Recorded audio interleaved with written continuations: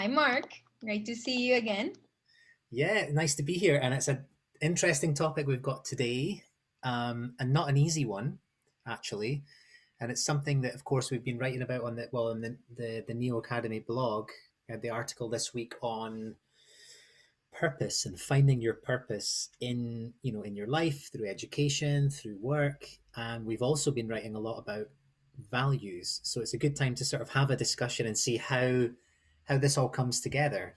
So a question I have for you, because I'm really interested in how you would sort of define it. How do you think somebody finds their purpose? I mean, what has happened with you? You've got a very strong sort of identity around your purpose. We talk about it a lot, but I'm sure you didn't just wake up one morning and say, "Got it." I What wish. I wish. Yeah, it's always a hard road. I mean, what was it like for you? When did you feel like you'd found it? I mean, what was that process? Yeah, I think, again, it's a very philosophical question, and there's plenty of research around it. A lot of workshops, coaches trying to help you to find your purpose, the inner you, this or that. Um, I must confess, I tried some of those things. I also tried to do like this kind of exercises where you um, try and find what's the in between from different ideals that you have in life, passions, etc. Sort of finding your ikigai, right? But in reality, I don't think that what worked for me was to apply a theory. It was most basically just letting it go and really feeling my inner views that maybe were not even shared out loud with the word nor within my own reflections, let's say. So I think that's something that I can share as part of my story. um it's not like I woke up one day and said, okay, this is my purpose, but I could identify few things during my day that would make me happy, and that would make me feel grateful for. Also things that maybe I was not aware of, a level of satisfaction that was related to what I like or not, but I was seeing a satisfaction in people in front of me, whether I'll act in a certain way or another. And I think the combination of those different actions, whether they were internal or generated by my actions but perceived externally, that's what made me craft my sense of purpose as I was going. And I think that's very much what I can share with. It's not a magic potion that you can come up with from one day to the other, but it certainly is a combination of actions, beliefs, and perceptions that you get from your daily routine. And you see, and I think this is something very important, the impact that they are having amongst others. And this is what internally made me realize, okay, my sense of purpose is not only for myself, but it's for the people I'm surrounded with and the ones that I can have a positive or negative impact, because that's also something you need to measure. To which extent my personal purpose is actually going against other people perceptions or purposes, self purposes. So I think there's a whole reflection here about what's the selfish behavior that I want for me, myself, and I, versus what I want the world to have, and what kind of impact I can have between these two visions, basically. And so that's how I started moving in terms of that quest for purpose. And I think I found it a lot in the process of creating a team. And I think it was very much reflected in my professional self.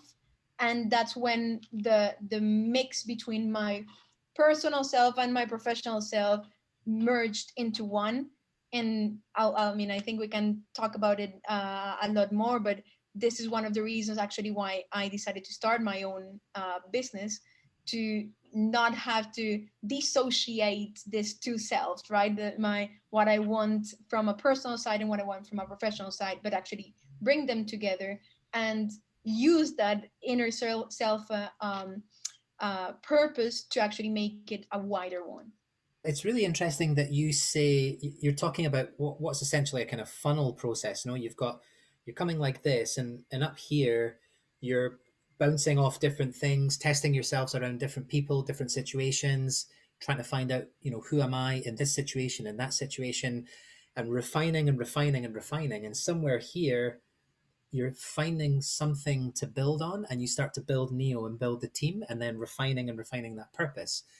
But what really stands out for me is that you got there a lot earlier than I did. Um, and I'm curious, I'm not jealous, just a little bit, but I'm curious because we both went to similar school systems. You know, I went to a very traditional mainstream school.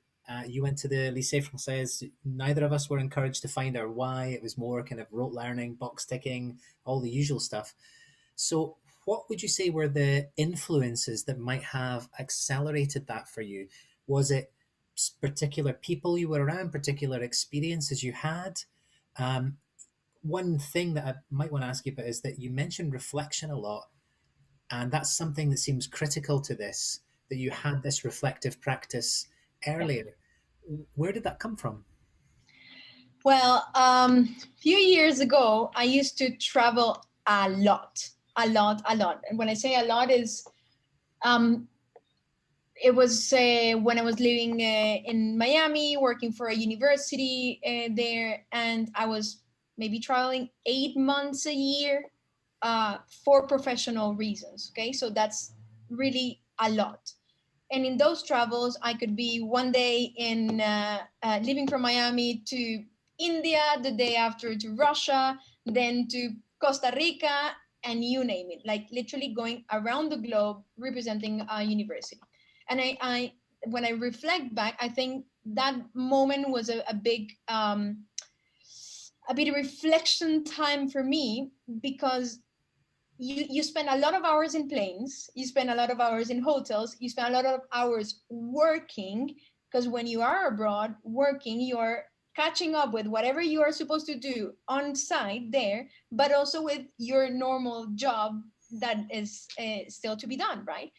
And in those spare moments, I would think about, like, what is it that I'm doing, what kind of quality time I can spend in those little moments that I'm not working or flying or jumping from one airport to the other or one hotel to the other. And it was always thinking about the things I was missing rather than focusing on what I was having. And I think that's certainly not longer the kind of reflection I have nowadays. Nowadays, it's mostly what can I learn from the things I don't like, and how can I make them better. So I think that shift happened uh, when I took a moment to reflect and say, you know what, I don't want to be traveling all my life. I also need to settle a bit and to think, this is what my inner me wants from a personal perspective, and it's not being combined with my professional self, so there's a mismatch in there, right? And I always do the same analogy with the movie La La Land, Yeah. where you are basically you have to take path A or path B, and you're able to visualize what your life would have been if you would go to the right or to the left at that specific moment. And I went through that literally. I felt like that was the aha moment for me in my quest of purpose. And it's not like I did it and that's it, we're done forever, not at all. I mean, I think on a daily basis we all reflect on how we can get this better, what are we missing, what are we really wanting to achieve. But in reality, those questions or their inner questions are different as time passes, right? And when I did that inner reflection back in the days, that's when I had the dream job, right? Everyone would say, but you were traveling the world, you were getting paid by doing that. And why would you stop, right? And the reason why I actually quit was because I wanted to find my purpose. And that kind of rhythm was unsustainable for me to find my purpose. So that's when I said, okay, let's stop here for a second. No one will understand this, but I feel like I need it.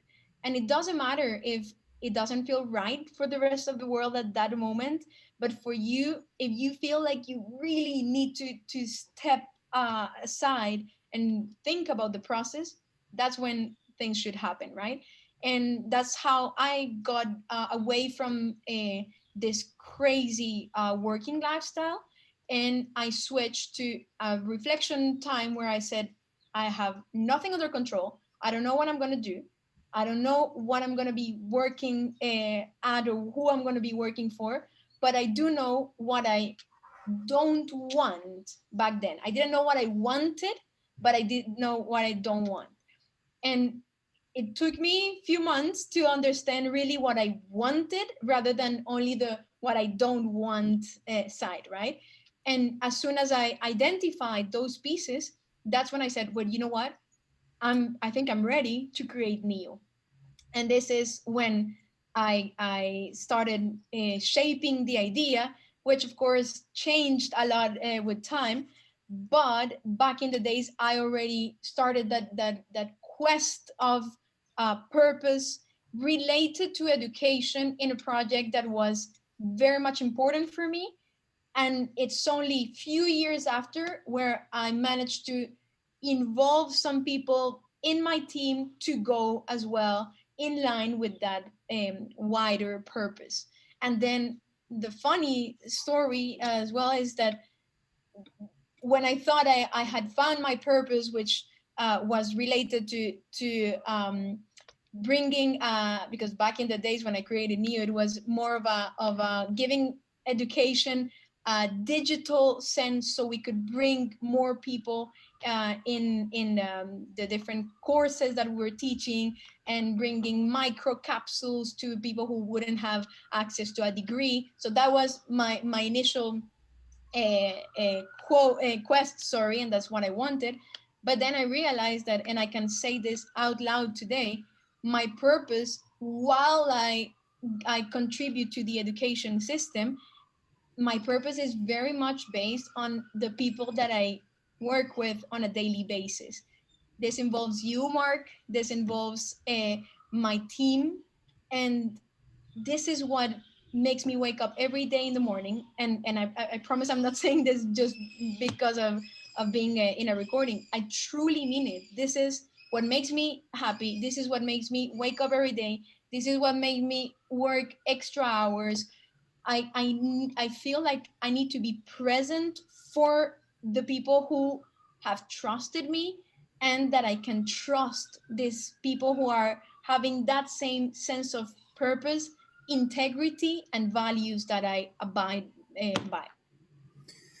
Wow, there's so much in there. There's so much in there that we could take this in a million directions. And just to reflect on a few things you've said.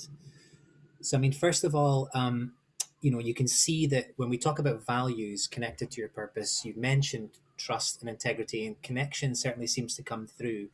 Yeah. And I wonder if you think it's kind of the same as I've experienced, that finding purpose is almost like digging under layers, and we Hmm. sometimes think we found something because oh, I'm getting a lot of joy or satisfaction from this, but we don't realize we're actually on the surface of it, and that there's a deeper connection to something underneath, and something underneath that. And I studied languages. I was really into languages, and then it's like, okay, I'll teach them. And then it's like, I love teaching. I love teaching languages, maybe because I really love teaching.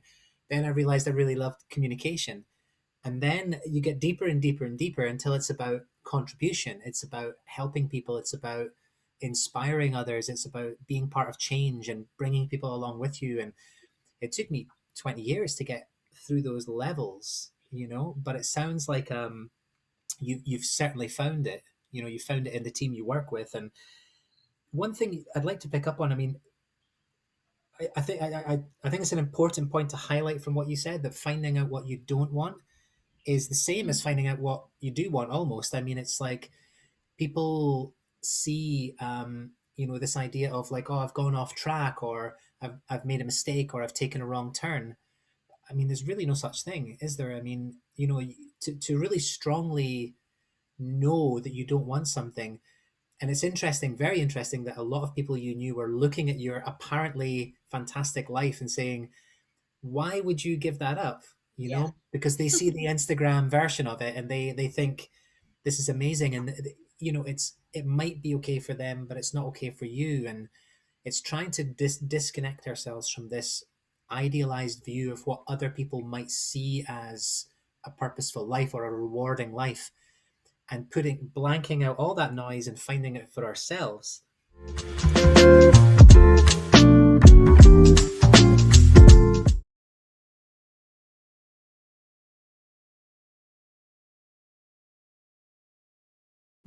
What Sir Ken Robinson says about finding your element and finding your passion is that a key element in that is finding your tribe. Hmm.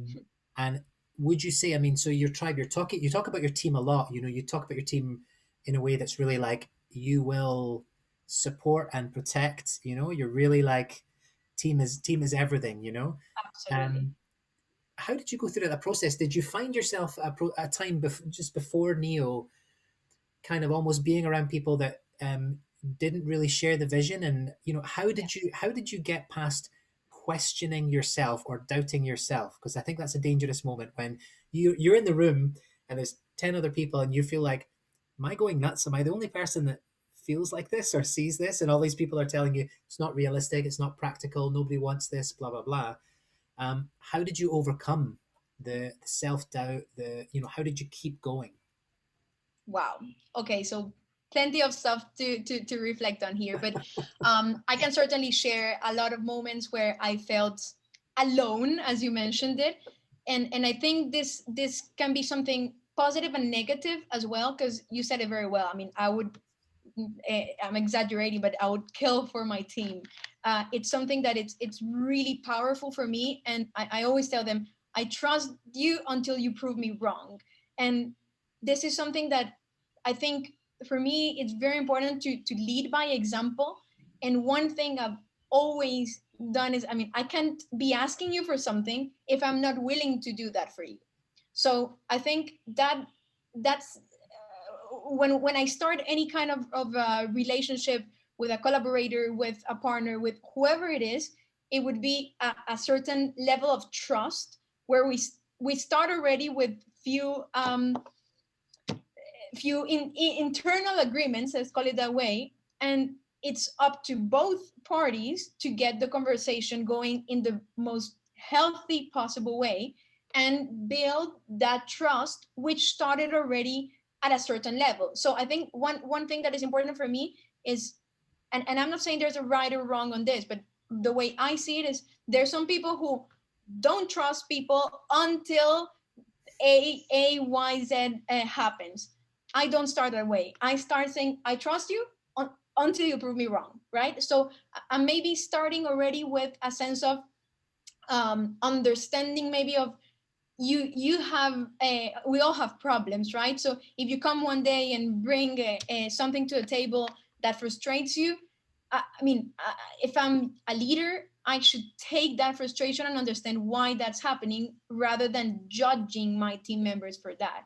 So I think and you mentioned that well, in my previous experiences I went from a very young age in a lot of team leading, and I found myself in many occasions with big teams at a very young age. And some of those team members were even older than me. And I had to defend my team. And when I say my team, it's not only the physical person, but the thought process that we all had as a team in front of C-levels. And that's the moment where you say, maybe I'm just fighting for a lot of things that no one else understands the why. But if I bring something to the table, it's because and this, I mean, you can have a discussion with my team, and I bet you they'll all testify on that. I would never go and impose anything. I the leadership style that I have is, let's reflect together. How do you feel about this? What do you want to get better at? What do you think is not working? How can I help? It's more about questioning the process, rather than saying you did this wrong. Why this? Why that? And I personally feel that if something went wrong, I'm responsible for my team, and I'm the one who needs to um, have this learning curve happen faster, rather than blaming, oh, this happened because of you. That's not how you grow, nor the person who has done the mistake. So I think this is part of the way I believe in terms of team leadership. And I do have a hard time with leaders who actually impose things on teams, or the kind of leader who said, you have to do this because I say so. Yeah. That's and this is still very much the case of many companies. Many schools are still teaching as well in that traditional kind of style, without questioning anything, and this is it because I say so, and that's it. And I do think that if you want people to be happy and to stay in a job for a while, you need, I mean, we're all humans here. You need to first listen to what they are experiencing, rather than just shouting out loud what needs to be done. And I think this is very, very important, and it goes with the sense of purpose. And if your team hasn't found that purpose, it's up to you as a leader to actually go and make it happen. So I Well, think, that's what I wanted to ask you. yeah, I mean, how does that happen? Because if, right, you mentioned that you kind of found your sense of purpose and then you built Neo, and so I've got a kind of two-part question. The first one is, how closely aligned is your sense of purpose and Neo? Is it indistinguishable, one, or, and it's then one. how do you, because you've got this open, inclusive leadership style where you're encouraging reflection and people to find their internal motivation rather than imposing it on them internally. But knowing that people are coming in with diverse experiences and maybe different sets of values, how do you go about actually connect, or helping them connect your team, or helping support your team to find their own connection to Neo's values and purpose? I mean, is that Yeah, something that's consciously done, or certainly. And I would answer with two parts. Number one is what happens within Neo, and number two is what happens from Neo in our clients. Um, so within Neo, I'm extremely picky with who I bring on board, because this is very, very important for me. It's and I must say this out loud. I'm willing to recruit someone who has a higher self of purpose that aligns with Neo, and maybe doesn't have all of the necessary boxes ticked in terms of the professional skills, but can be trained. And I prefer a kind of profile like that, rather than the one who knows it all, and it's me, myself, and I, my way or the highway, and that's it. Again, I'm not saying it's right or wrong. I'm saying this is the way I work on a daily basis. I need to be feeling absolutely trusted, and that my team can that can, I can trust my team. Sorry, otherwise it's just not going to work. I mean, and I think this is very important for me, as I started Neo remotely, and it's not because of the pandemic that we're working online. It's been 4 years that we have been working remotely.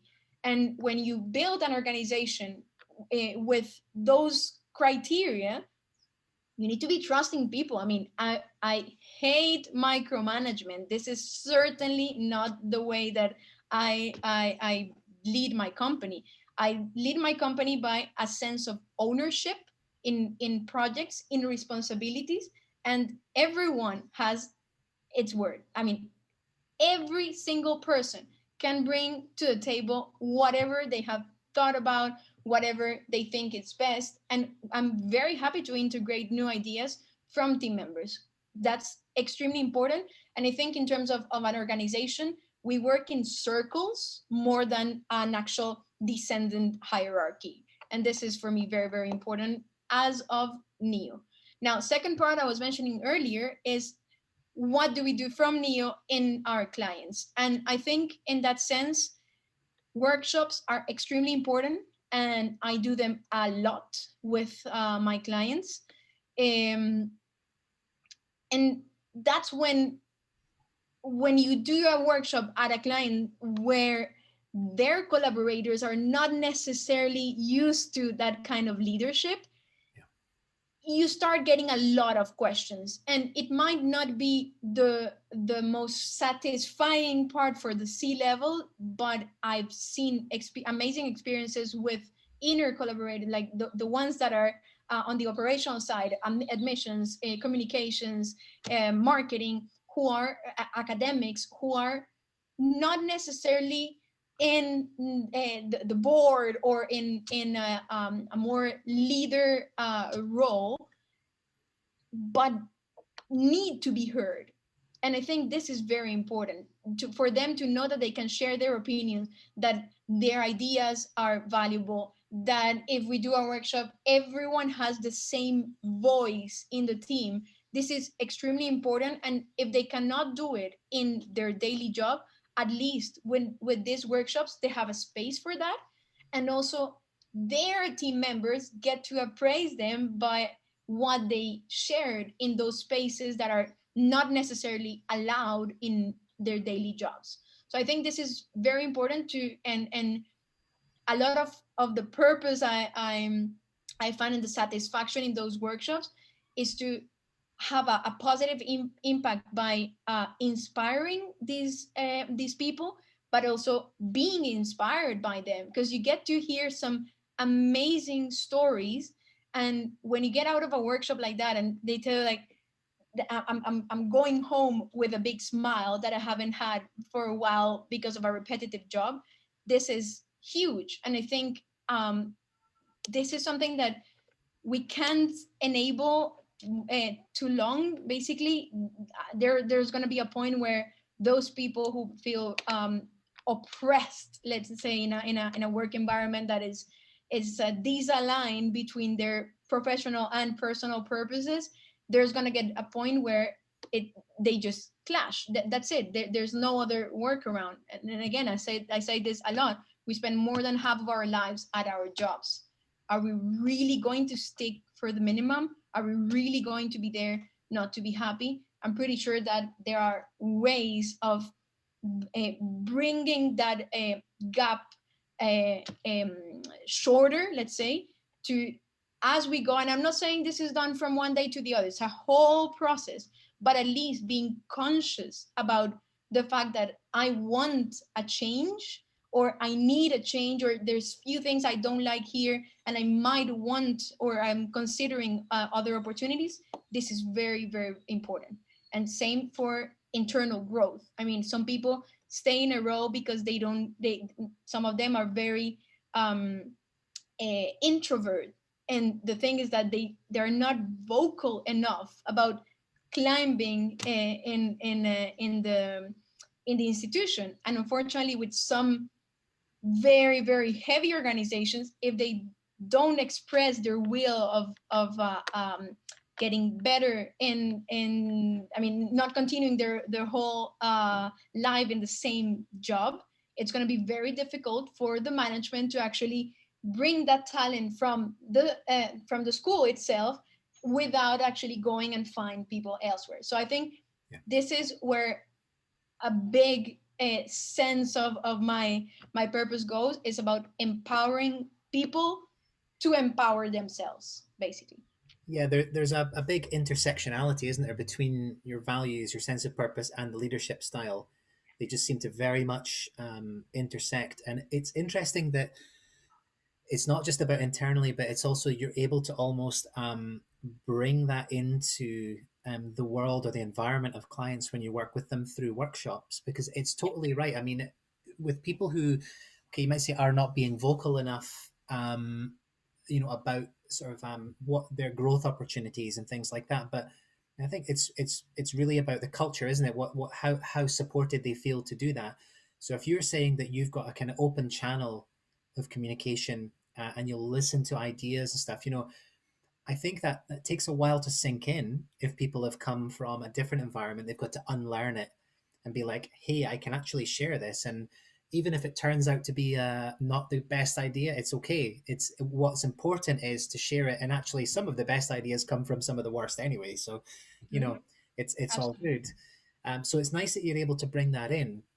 But in a broader sense of purpose, I mean, how does it translate into, because when you initially set out to work with Neo, it was about making more of a shorter line between what you did and education, and then you've what Neo has evolved into is in the marketing side, education marketing. But what I wanted to ask you about is how that sense of purpose still plays out in your contribution to education, because I know it's very important to you.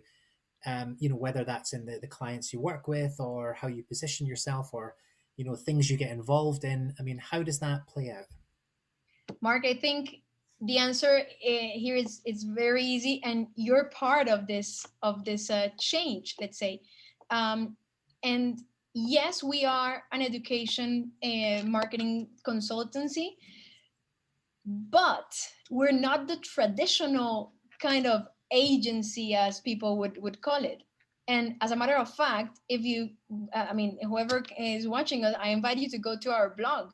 If you find anything related to um, 5 tips to get your sales higher, I mean, that's not the kind of content we share, because you can find that everywhere. I mean, that's not what I believe should be our focus.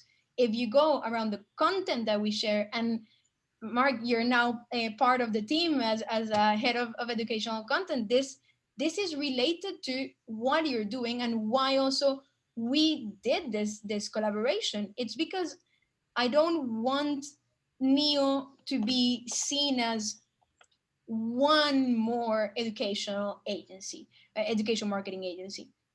We're not that. We're more than that. And why I say we're more than that is we're bringing reflections on the future of education. We're bringing reflections on what can we do as persons to actually feel better in our daily lives, and by ricochet that would have an impact on our professional selves. And I think this is very much, you said it's aligning my sense of purpose with the corporate world and the education system as such. So this is to answer to your question. I think this is why we are very different in what we do, and why we surround ourselves with people that are also very special in that sense. We're not selling you things, and I think all of our clients can testify of that. I have never ever, or none of my team members have gone like, oh, we would like to work with you because of this, of that. We're not doing sales pitch as such. We're not looking out for different clients. We are being contacted because of our yeah, I would say it's a matter of purpose aligned with a know-how. And this is where it happens. I mean, you're, of course, you don't get to work with Neo just because we think that everything in the world is pretty, and we're all gonna have a better world tomorrow. I mean, of course, this is part of our belief, but this is also very much aligned with our why and our what. And that's what we bring to the table. We bring our knowledge, our know-how, through a sense of purpose.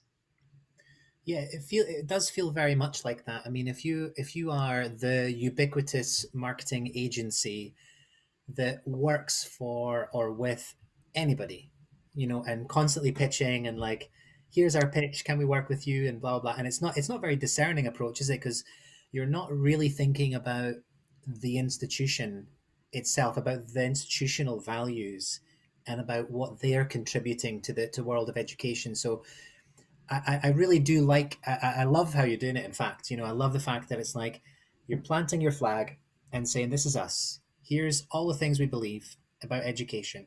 And it's pretty unrepentant as well. And why I like writing these articles as well, as I've told you, I can only write articles in which there is no real adoption of a persona. I can't do that. I can't write inauthentically or do anything inauthentically. I'm not one of these writers that can write for 20 different people and adapt it to that. It's like you want to say what you're passionate about, and it very much aligns. And the interesting thing about that is, by doing that, it's, as you say, it seems to be um, connecting to the sense of purpose in other organizations that find themselves in alignment, and they are coming here and saying, can you help us become more successful? And that's a great thing, because you can't work with everyone, and you shouldn't want to anyway. I mean, it's not. But by saying, hey, we align, we're going to work with you, you're almost supporting what you believe in directly, because those institutions become, or organizations become, more successful, and those are the ones that you want to succeed. um, have you that But that means that you've had to say no a lot. I have, and it's certainly not an easy task. Have you ever But regretted it? never. That's exactly what I was gonna say. It has certainly not been easy, but I can't think of a moment where I say, "Oh my God, I should have said yes to this one," even though I didn't believe about it. Nah, not at all. I think in the long run, I mean, maybe when you're more junior, you do think about it, but there comes a point where you say, "Thank God, I followed my God, and I stick to my purpose, and this is certainly the best way to go." That is a good way to leave it, because I think it's an inspirational point for people. Because I think everybody, you mentioned earlier on, you talked about people having these inner questions, but I believe that there's a lot of people that are not quite attuned to letting those questions surface, or letting that voice surface, because of the environment they're in, because they haven't discovered how, they haven't had the experiences that support it. And hopefully listening to things like this will maybe spark something in somebody that's questioning themselves right now, doubting themselves, and thinking, should I? Everyone's telling me this is the logical choice, but it doesn't feel right. Absolutely. I truly hope for that trigger, that aha moment to happen in anybody's life, because I think that's when you really start to live. Okay, thank you very much, Alejandra. It's been a Thank you, pleasure. Mark. It's been a pleasure for me as well. Thank you.